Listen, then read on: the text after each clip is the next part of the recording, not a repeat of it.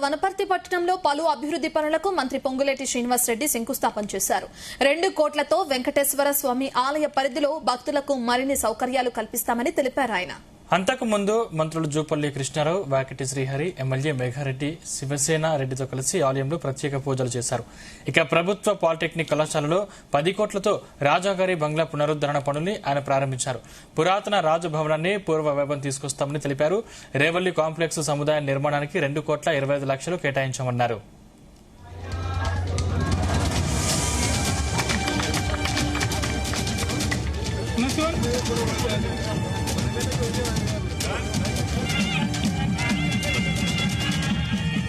నీది కులమేంటో మతమేంటి చివరికి వచ్చే ఎన్నికల్లో నా కోటేస్తావని అడగకుండా అర్హులైన ప్రతి పేదవాడికి ఇంకా 2 విడతలు ఇచ్చి రాష్ట్ర వ్యాప్తంగా పేదవాళ్ల ప్రభుత్వంగా ఈ ప్రభుత్వం అండదండలుగా ఉంటదని కూడా ఈ వేదిక ద్వారా తెలియజేస్తున్నాను.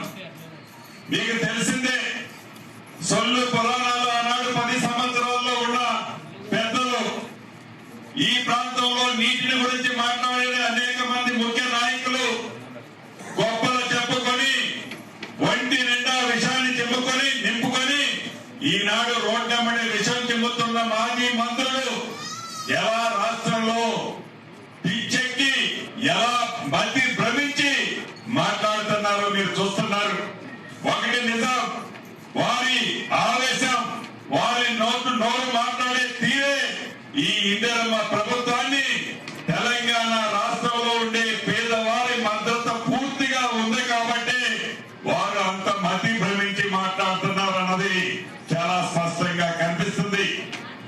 ఎన్ని కారుకూతలు కోసినా, ఎన్నిసార్లు మీరు పొర్లు దండాలు పెట్టినా, చివరికి మీరు ముక్కు నేలకు రాసినా పేదవారి అండదండలుగా ఉండే ఈ ప్రభుత్వం ఈ సంక్షేమ కార్యక్రమాలు కానీ అభివృద్ధి కార్యక్రమాలు కానీ తల తాకట్టు పెట్టైనా ఒక్క అడుగు కూడా వెనకేయకుండా మీ కారు కూతులకి భయపడకుండా రైతులు రాజులు చేస్తామని చెప్పాం. అన్న మాట ప్రకారం